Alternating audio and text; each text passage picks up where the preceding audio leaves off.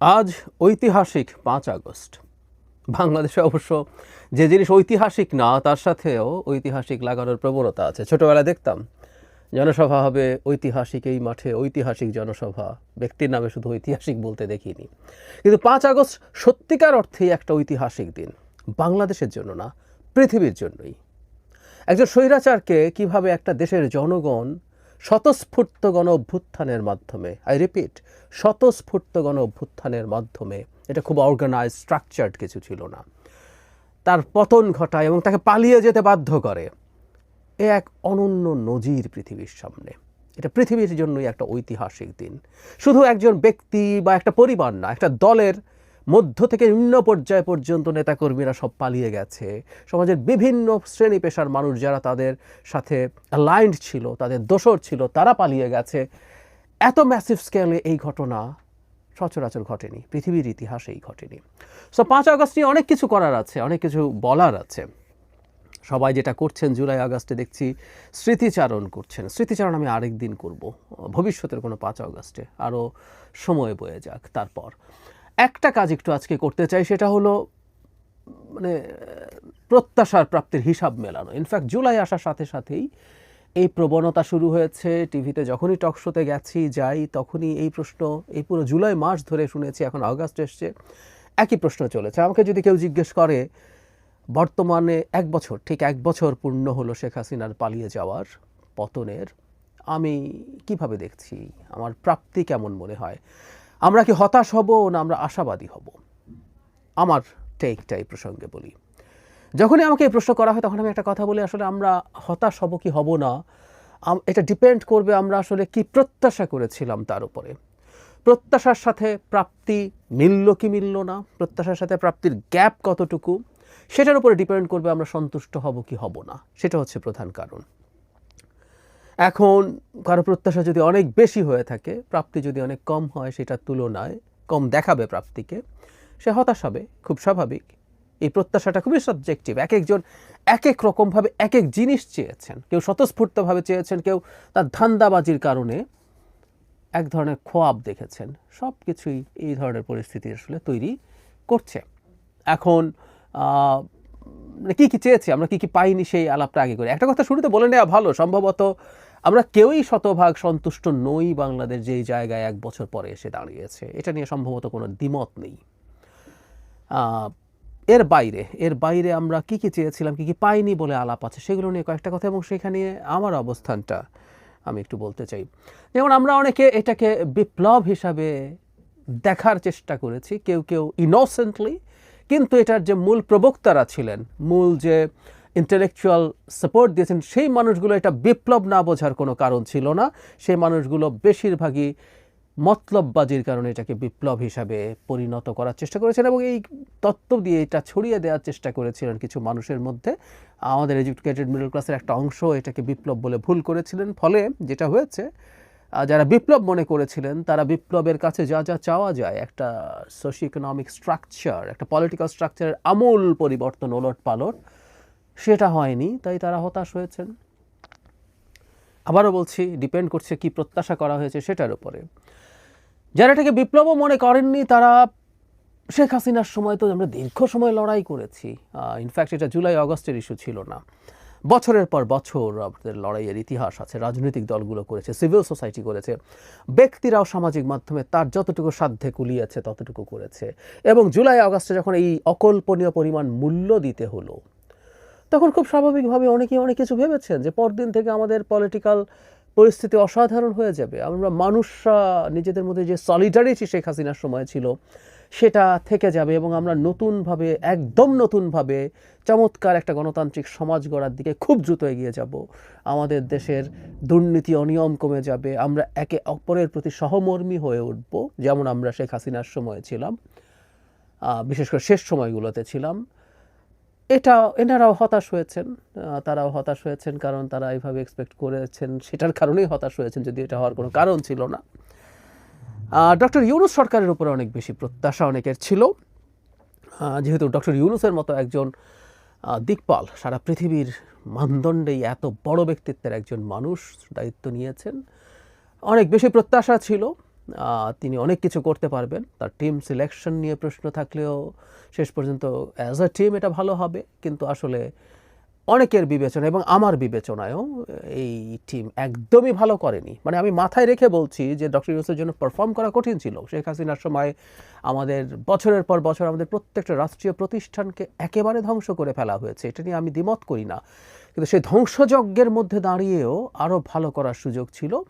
Doctor ইউনূসের সরকার সেটা পারেননি, একেবারেই পারেননি। এবং কি মানে তার ব্যর্থতার তালিকা অনেক বড়। এর মধ্যে ন্যূনতম আইন শৃঙ্খলা রক্ষা, যেটা একটা নিতান্ত রুটিন কাজ, একটা 3 মাসের তত্ত্বাবধায়কের জন্য একটা রুটিন কাজ, সেটাও তারা ঠিকঠাক মতো করতে পারেনি। এবং ডক্টর ইউনূসের জায়গা থেকে আমি দেখি না যে এটা ভালো করার চেষ্টা আছে। তিনি ক্যাবিনেট শাফল করছেন, নতুন নিচ্ছেন, চেঞ্জ করছেন, এই ঘটনাগুলো আসলে দেখি না।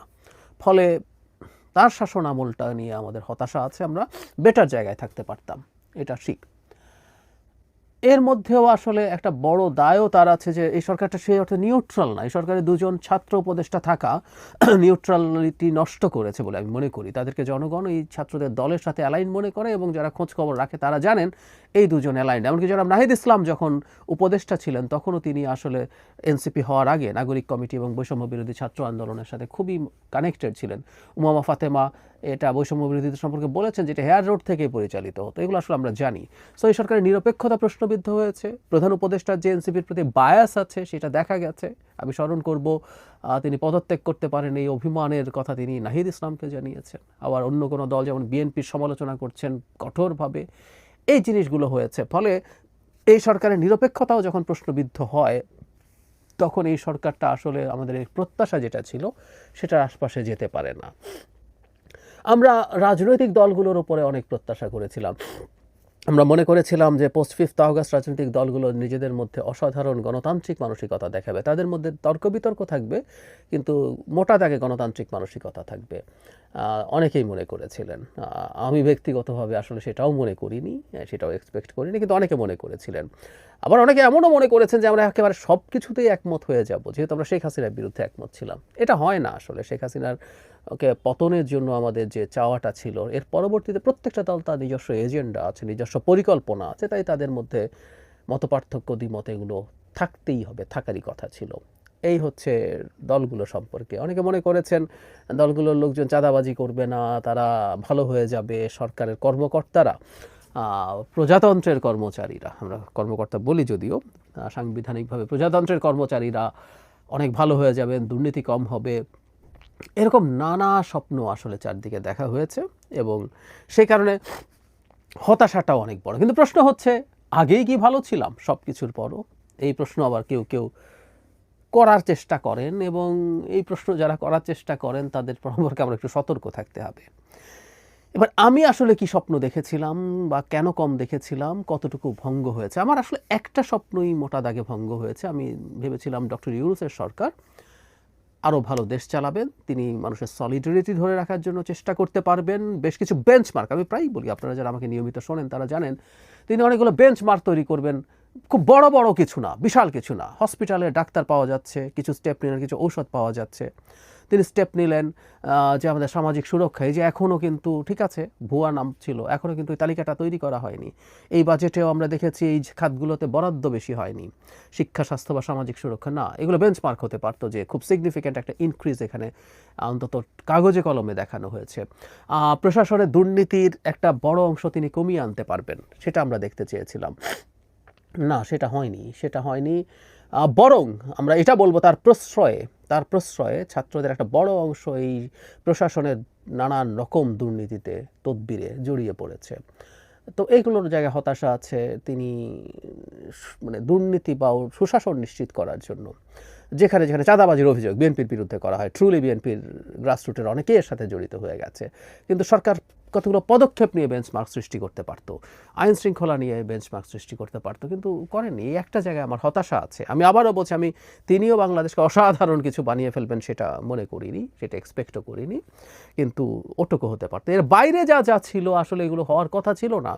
রাজনৈতিক দলগুলো দীর্ঘদিন একটা স্বৈরাচারী ব্যবস্থার মধ্যে যখন থাকে, তার মধ্যেও স্বৈরাচারী মানসিকতা বা প্রবণতা ঢুকে যায়। সে তখন গণতান্ত্রিক পরিবেশে কিভাবে ডায়ালগ করতে হয় সেটা না বোঝারই কথা। এই যে আমাকে যার বিরুদ্ধে এই কথা বলছি। আমি ইসলামী রাজনীতি অপছন্দ করি যখন এই কথা বলি। এটা আইডেন্টিটি পলিটিক্স বলি, এটা ইসলাম বলে না। অনেকে আমাকে ইসলামোফোব মনে করেন, খুবই রং কথা এটা।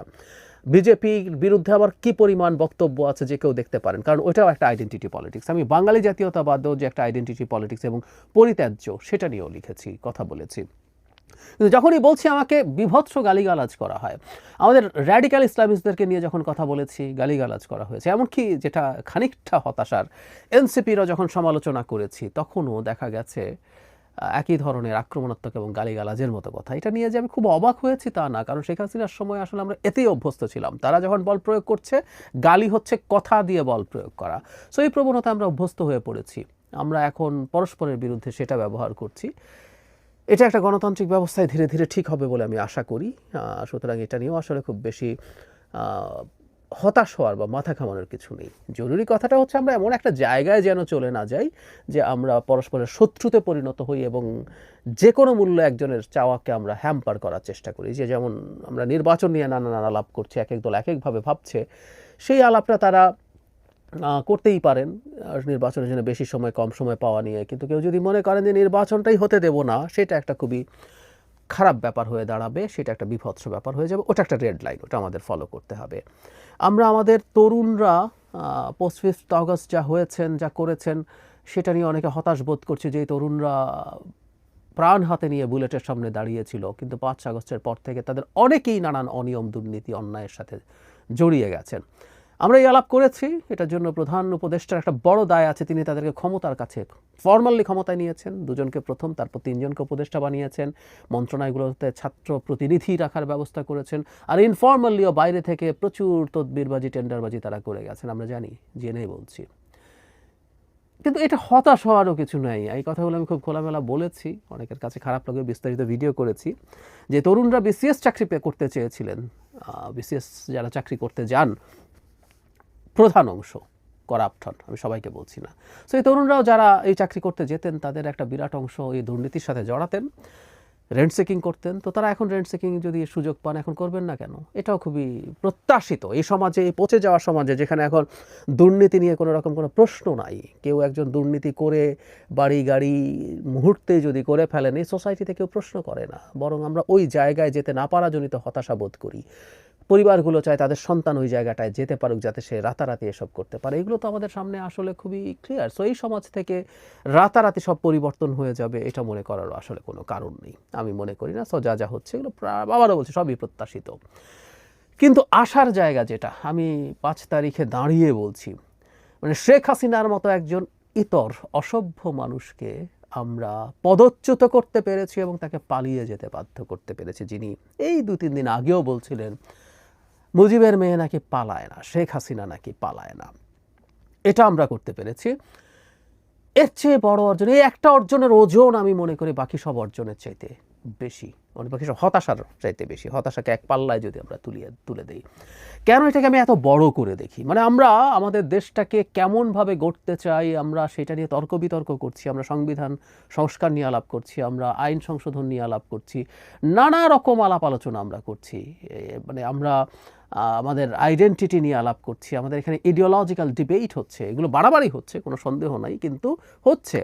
এই যে হচ্ছে, আমরা একে অপরকে নাকচ করছি, একে অপরকে গালি দিচ্ছি, কতল করার, খুন করে ফেলার কথা বলছি, নানান কিছুও বলছি, এগুলো কোনোটাই গণতান্ত্রিক ইস্যু না। কিন্তু এই যে আমরা আলাপ আলোচনার মধ্যে ঢুকলাম, এটার প্রধান কারণ আমরা শেখ হাসিনাকে সরাতে পেরেছি।